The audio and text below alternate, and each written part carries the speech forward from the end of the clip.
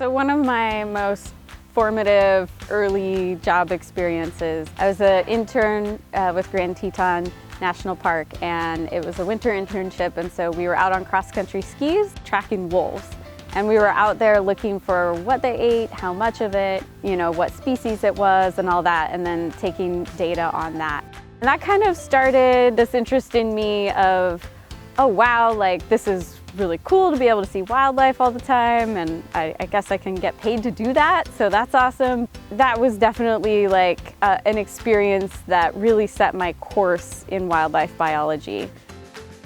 I work under the Endangered Species Act and primarily under Section 7, which is working with other federal agencies, and also Section 10, which is private entities to reduce impacts and promote conservation for endangered species.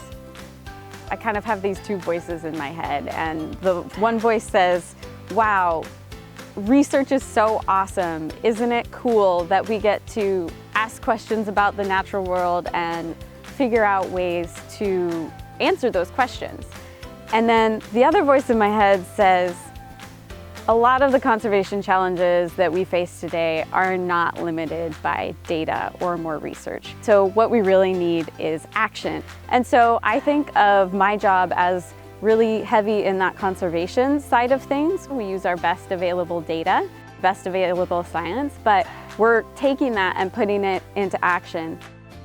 We need more women in science, and one of the major reasons is that it makes better science. It makes better science to have a diverse representation of people of all backgrounds, because those people have different perspectives, and we might think of a different solution to a problem or a different way to approach a question. If you're thinking about this as a career path, I can guarantee you it's a very rewarding one, and it will bring you a lot of joy.